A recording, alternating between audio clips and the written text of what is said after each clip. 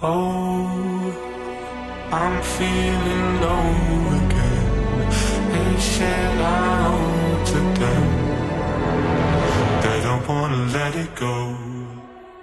Hello, everybody, and welcome to the Spoiler Warning Podcast. This is review number 834, the review of Hokum. I'm Christopher Schnese. And I'm Stephen Miller. And for joining us for the first time, the Spoiler Warning Podcast is a weekly film review program. Each week in the show, we're going to dive in, debate, discuss, and argue over the latest films coming to a theater near you. This week, we are talking about a little film called Hokum.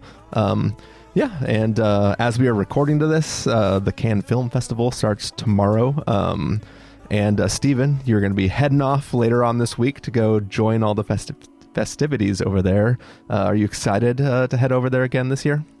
I am excited, and in true Cannes fashion, that excitement always takes the form of immense latent stress that I'm somehow doing something wrong or not properly thinking about the logistics of the festival, or that this is going to be the year that I just show up and don't get into anything. But no, I'm stoked. I think it'll be fun. I booked a truncated Cannes experience. Cannes runs Tuesday through the following Saturday every year. And this year I booked it so I'm only there Saturday through Saturday. So I was like, hey, take less time off work. And part of my logic was every year I have this curse, which is that I want to try to see everything in competition because technically I could. Yeah. And I thought this year, by only booking the last week, I'm like freeing myself of that curse. It's like, because I can't see everything, the stress is off, Yeah. Like I'll see what I can, but I know I can't get a perfect record. Can I take a guess at what actually happened? Yeah. Did what actually happened turn out to be that because you're not able to see everything in competition, now you feel like you need to min-max however many things you can see because you're missing out on everything in competition that you would have seen? Oh, Chris, it's worse than that. I built my little planner and realized technically I can still see everything in competition. Oh, no. If I go through hell. Just like maybe characters in the stories that the characters tell in this film might do. Yes, exactly. There's it's like just enough. There are just a couple rescreenings that are available to me this year, like 3 or 4 days after a movie airs, rather than usually where after 2 days there's like no way to see it. Yeah. And I'm like, fuck, I can see that. And theoretically, I'll find out tonight, I can even see the new Jane Schoenbrunn movie that is not in competition, is in a side festival that I thought for sure would not be screening by the time I got there. Yeah. And there's one screening the afternoon I arrive, and god damn it, I'm trying to get it.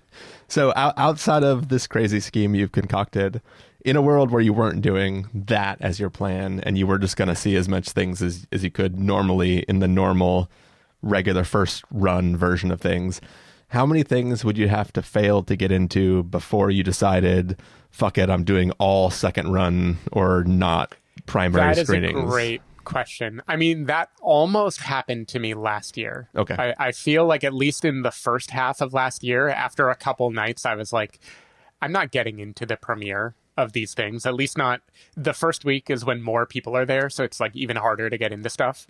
Yeah. So I didn't fully abandon that strategy, but I came close to abandoning it. And then it wasn't until like the tail end of the fest that I was like, okay, fuck it, I'm going to book some premieres. I don't know. It would take a lot of failure for me to embrace that, just because, not because I'm like, I need to wear a tux and walk down the red carpet. I mean, yeah, like it would be nice to not have to do those things. Yeah. The problem is it's a scarcity mindset thing, right? Yeah. If a movie premieres on Tuesday and then it rescreens on Wednesday and then it is out, if I succumb to the fact that I will not see it on Tuesday, I'm only leaving one option for how I can see it, you know, and there's a lot of pressure in that. So it kind of is like, I'm trying to get the premieres because it, like, even though it stresses me, it de-stresses the risk of missing something. If you fail to get it, you know there's always a fallback. But if you give up on the premiere, then now you're like, oh shit. Then I'm really just falling into the fallback and in the fact that I'm going to like wake up in the morning, and there's just all this stuff that I'm like, has to go right in order for me to get into it. And those are still guaranteed bookings, or are those all rush? They're guaranteed bookings, but also the 8 a.m. ones, Rush is like close to guaranteed too, just because people no go one to wants to parties get up and at... sleep in. Yeah, people don't show up. Everybody's I don't think I've ever failed coffee. to get into like the 8 a.m. Screening. Pretty much everyone waiting in line gets into that. Yeah. Nice. Good to know. Good to know. Yeah, and this has been the least cinephile and most technocratic description of the Cannes Film Festival I think any podcast has ever heard. I am excited about the slate. There aren't as many American films as usual this year, which to me is kind of cool, good variety. But the heavy hitter this year of the American films is James Gray's Paper Tiger. Is premiering, and that is premiering the night I arrive at Cannes. So I'm hoping to find my way into that premiere and start this domino of having to wear a tux every night. But otherwise, the one I'm most excited for is probably Fjord, which is a movie starring Renate Reinsve that just like by default, I'm now like, well, that's probably going to be the best thing at the festival. Nice. Yep. Oh, I have to do one more shout out to the movie Ashes, which a listener of this podcast is actually involved with in some way. Diego Luna's directorial feature that's premiering at Cannes too. So that is also exciting. Cool. Well, Stephen, I made you sit down and watch this little horror film that we're about to talk about. You sure did, you bastard. Not only did you make me sit down and watch a horror film, but by virtue of my travel schedule and work schedule, I could not sit down and watch this until the beginning of an extended stretch of time that I am home alone while Joanna is on the other side of the country. So I watched a late night version of a horror movie and then went back to a fully empty apartment where I would be sleeping for the next 5 days. And good thing it's also not about a character who's flying overseas to go stay at a creepy hotel all by himself. Yeah. Yeah, nothing at all relatable about this movie. It's definitely not about a person who sits late at night in front of a laptop screen, let's say preparing to practice his can booking strategy. Drinking whiskey alone. Yes. Having a drink to calm himself in the dark. I definitely saw no parallels to my life right now. Oh, well. Well, we're going to find out if there's any other parallels to your life in just a moment. But what do you say, Stephen? I don't even know what that teaser means, but let's do it. What do you say we take a listen to the trailer for Hokum and then come back and give everybody a review? Let's do it. Fado, long ago, deep in the woods, there lived an owl kayak.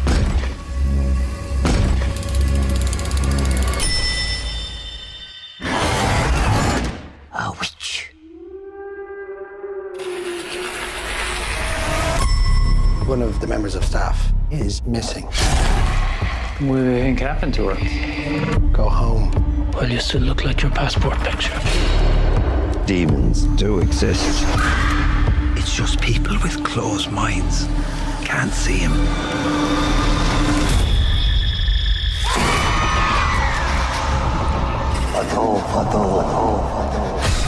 Long ago. Who's there? What's happening? Get me out of here! Long ago.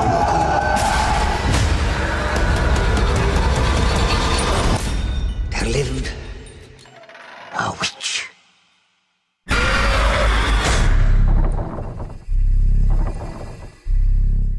All right, so that was the trailer for Hokum.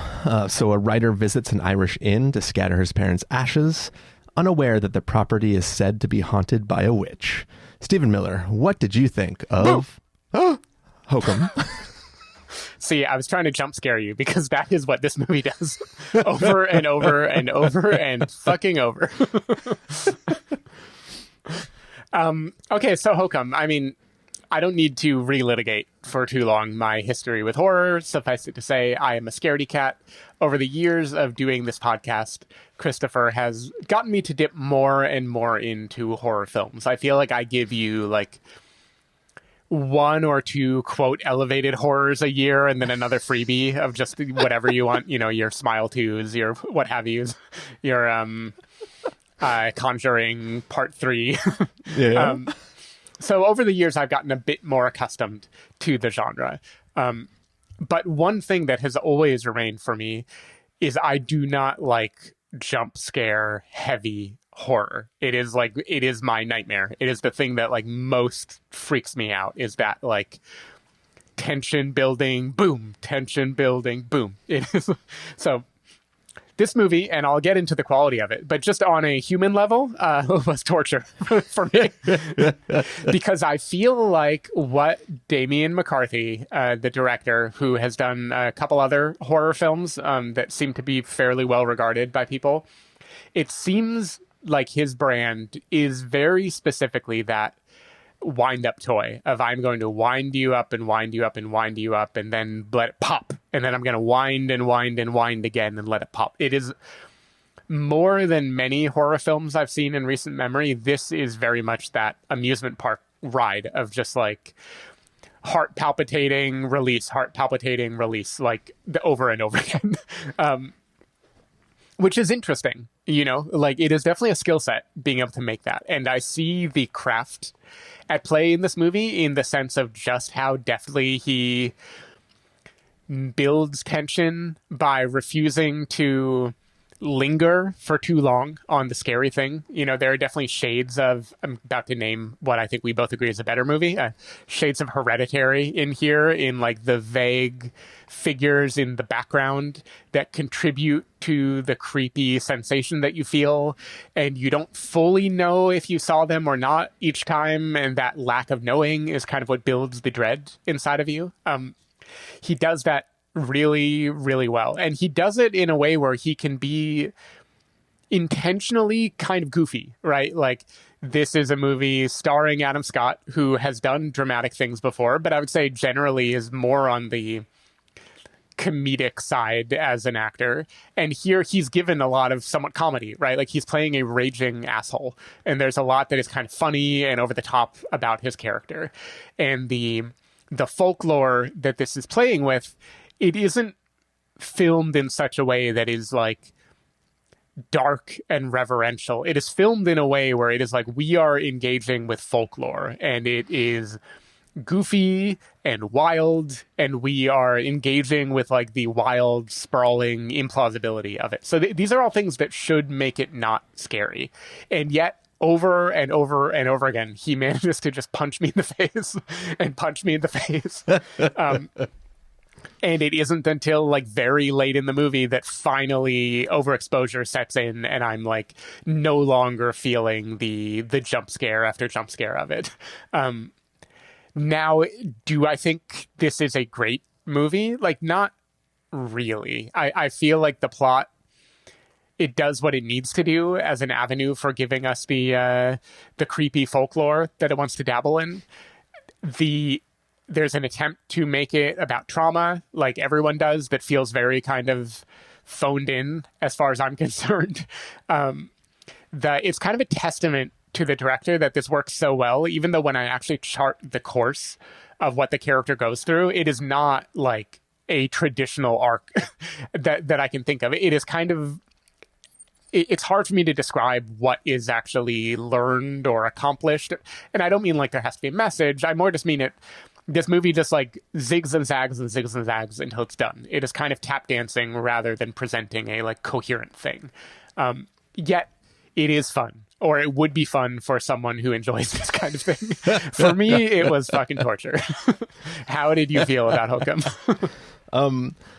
Yeah, so I was definitely not tortured by it in the way that it tortured you. I enjoyed the torturiness of it, right? Like I really enjoyed the creepy atmosphere of this film, and sort of the I mean, first of all, I just enjoyed the very Irishness of it, right? This is an Irish filmmaker who is introducing Adam Scott to things that I know, right? So it feels very familiar, and I enjoyed him being like, "What's up with these weird people?" and being like, "Yeah, those are my people. It's cool." You know what I mean? Like it was kind of fun, like Jamie and I watching the film and seeing Adam Scott introduced to like stuff that we are familiar with. So like that was like an enjoyable thing for me, which is kind of like it's a cheat code for this film. But I think I really like stories that have that do care about the lore of the tale that it's telling. You know, this film opens with a story of, you know, an older man telling children about the scary, spooky story that is going to be at the heart of like what this story is kind of going for. And like the way the people in this that work in this hotel talk about the existence of witches and like the idea of what it takes for you to see these things that are always there, but you may not be able to tap into them and stuff like that. I really, really like that aspect of what this film does with the lore. The biggest complaint that I have with it, which is kind of a weird complaint because the film is literally called Hokum, which is, you know, like bullshit, malarkey. Yeah. You know, it's like, it's this film. Which is uttered in a classic, like, Leo pointing at the screen moment. It is uttered completely out of nowhere by Adam Scott rather than by an Irish person, which I find strange. But it's like him drinking and to the, like just to himself saying like bullshit, you know, like it's just him. Yeah, like, but he says Hokum, which I don't believe that character would say. yeah. But I mean, you could make the argument that he's saying it for their benefit. Sure, you know what I mean? Like he's like, I'm doing this for your. You know, anyways, but like, you know, this film is about a person not believing these tales. But I feel like there's a weird thing where it's like there's two parts to this film, right? One is the supernatural stuff, and the other thing is a mystery that I think is technically disconnected from the supernatural stuff. And they cross paths in a way, but the animating forces I think are technically in the Adam Scott camp of being Hokums. Like, you know what I mean? Like they're coming at it from like the I call Hokum on this stuff too.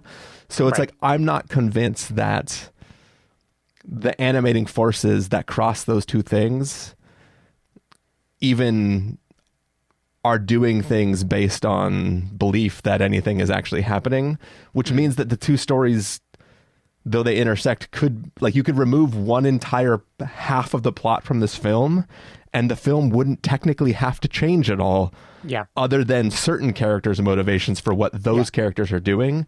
And to me, that kind of makes this film a little bit lesser overall, right? Because you have so much is riding on all these characters' intense motivation for what they are doing.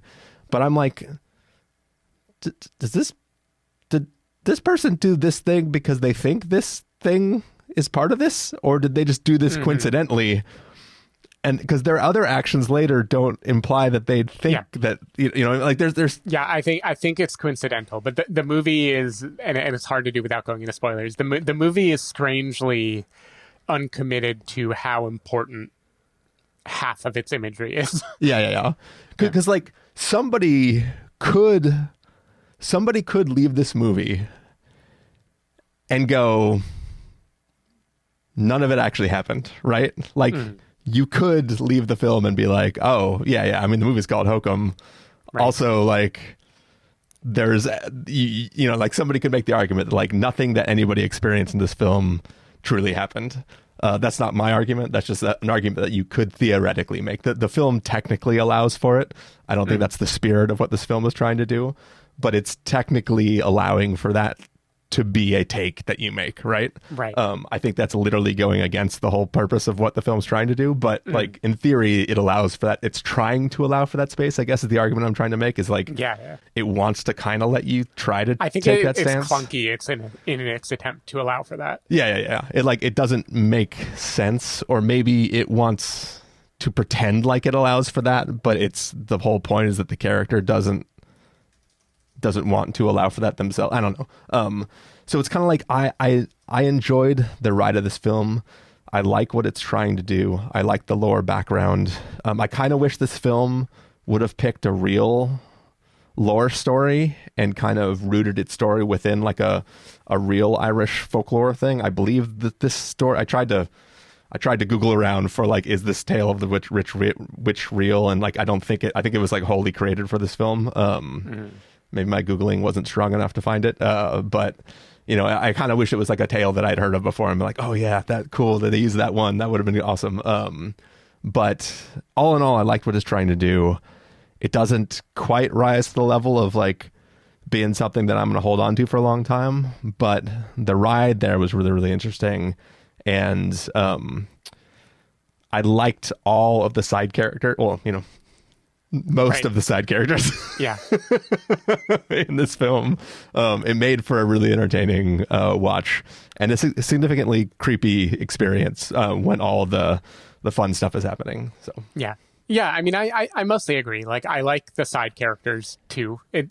What is interesting about the movie, and this isn't a knock against it necessarily, because it seems to be what the director is trying to do, is it is both a creepy atmospheric horror and also at times feels like a direct to Comedy Central movie.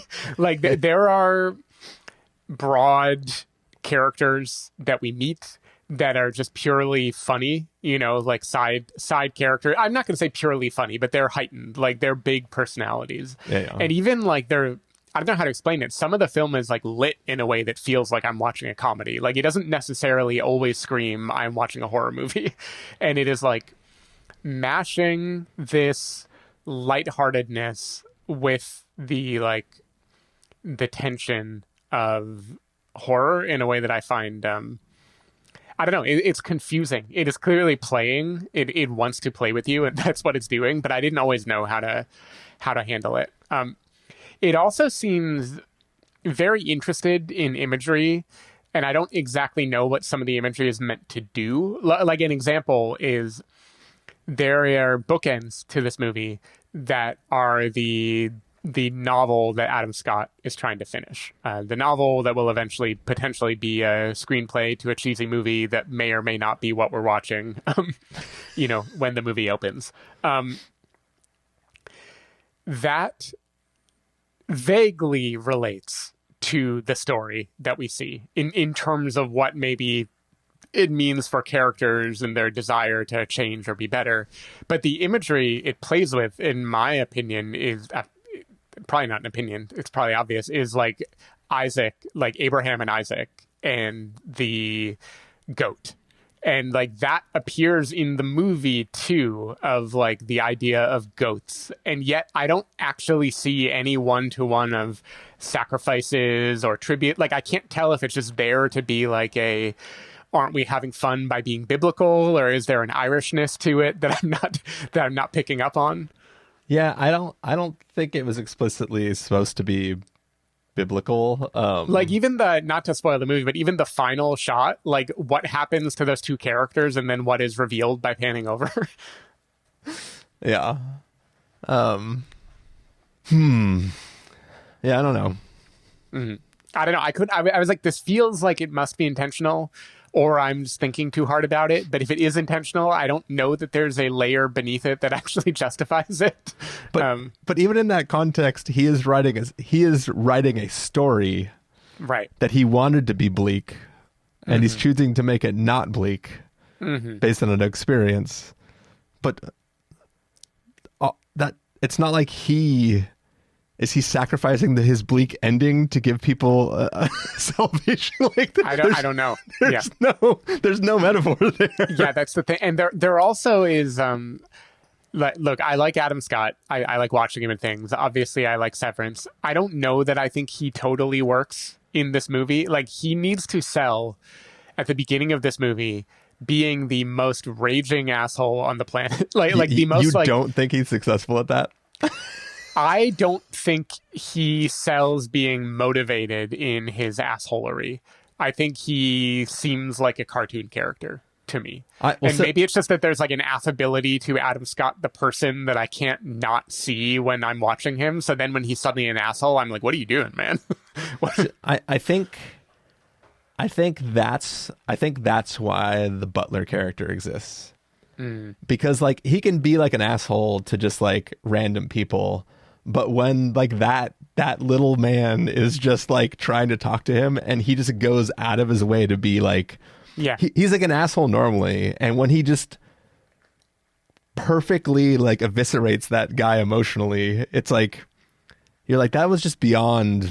You're a straight up dick now. Like you're not just an asshole. Like yeah, but I mean, I feel like he always there's something just off about the assholeness. Like if I compare him to Dr. House, you know, in Hugh Laurie's portrayal, where it's like, you're an asshole that I love to watch, right? I can see how you became who you are, and I see why you're a grump, but I also see whatever the intelligence behind it. Here, like very early in the movie, when the old man is recounting the scary story to him, there's something about the way Adam Scott just like enters this place that is not his and talks to a man he has never seen before and like tells him to stop, that I don't know how to explain it. It just felt like not a real human being an asshole to me. It felt like he's like in an improv sketch where he has to be the guy who's a dick to everybody. And see, to me, I bought it because like, so he, you know, earlier you were talking about how he's played comedic roles and he's played sort of like dramatic roles, but usually he's like in the comedic roles, he often will play the asshole, but like the comedic asshole, right? Like he's in a comedy, he is the asshole guy, like the other guy at a company, or like somebody like the guy that like took the job that you wanted or something. You know what I mean? Like he's like the asshole in the comedy. So he is literally the heightened version. In this, it's like, what if you took the drama version of him and you made him be as much of an asshole as the comedy version of him, but he's playing the drama character of him, but you didn't change the dialogue he would give in the comedy version of him. And to me, that sort of works because it like makes it no longer funny. And it's like what he does later, like moments later. Right. It's like, I buy the person in that state is that big of an asshole. Yeah. I guess what it comes down to is he needs to be a miserable prick, and I don't believe the miserable part until the screenplay like tells me that I have to believe it. I don't feel it from him necessarily. I don't know. Something about it just didn't fully work for me. I still, when we're in horror mode, I'm having fun. I like him, you know, as this guy, but it also is just hard to chart his character, you know, in terms of what happens through the movie. What are the turning points? Like, vague spoilers for the movie. Like, he begins as like a raging asshole, and then one would imagine things happen that should somehow change him in some way throughout the course of the movie. And I just like, I couldn't really follow what I was supposed to be feeling about him, or what he was discovering about himself, or when, I don't know, there was something about it that just felt kind of like, it was more like the horror movie equivalent of a jukebox musical, where it's just like scenes were jumbled together, and then in the end I was supposed to have a kind of uplift, rather than like, oh, I get why these are put together this way. Yeah, I think literally all it's about, I don't think he actually learns anything other than to be open to other things. Like literally, both as a metaphor and as a literal thing, right? Like it's just like, what if you like put down some of that wall and just open yourself to other experiences, whether that be the metaphysical or the physical or just the emotion, like everything. Just stop putting up walls, and just be a human being again. And I think, you know, have an actual appreciation for being alive. Yeah. So. Yeah, I guess it executes that. Yeah. I don't know, but the amusement park is sporadically very fun. Like even though I was being tortured, I could at least feel like, okay, I get what this is doing. Like, I get that this is putting me through the ringer in a way that is like getting the heart pumping and the blood flowing, and it, whatever. I could see the fun even if I am incapable of having fun with it. Yeah.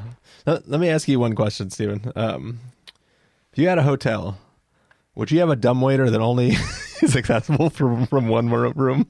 Yeah. Of course I would. Just the honeymoon suite only? Yeah. A special delivery for the honeymoon. Okay. Just that is sure. This movie goes like barbarian places in a way that like I do think it pulls it off. But if you were to put a gun to my head and be like, why did the character decide to do that? I'm like, I have no fucking idea. I don't see the end game. As a metaphor for a writer examining their darkest, whatever, I get it. You know, like you can obviously make an argument there, but like literally why go down there? Why? All evidence you have is that there's no reason to go down there. Yeah. The thing you're looking for is already up here. Well, I mean, he found the thing on the, I do have to say, I love the comedy of the, there is a bell chime in this movie, and the thing that executes it has what appears more and more over time to be a smirk on its face that I found, I just thought was used to very funny effect in the right moments. I would want to go back and watch it, except I'm never going to go back and watch it. But like, I would want to go back and see if they changed the look of it at all, or if the smirk, the devilish smile it has, is like just if it like got the more and more audience is extreme. feeling it the more we see it. Yeah. I do really want the little figurines from the diorama from the tale that the old man is telling at the beginning of the film. I need better images of these so that I can run them through one of those AI programs and 3D print these little guys. Nice. But anyway, should we get to verdict, Stephen? Sure. All right, Stephen Miller, if you were going to give Hokum a must-see, recommend with a caveat, wait for rental, pass with a caveat, or a must-avoid, what would you give it? I am giving it a wait for rental. I think, look, if I loved horror movies, it might bump up to a recommend with a caveat, just of like, maybe I'd be giddy from having such a fun, silly time.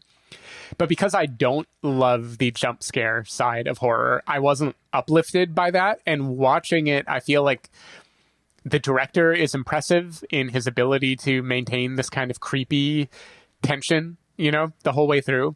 But I just think the movie is kind of scattered and unfocused, and it tries to smush two completely different stories together. And I don't really think it succeeds in convincing me that they are one story.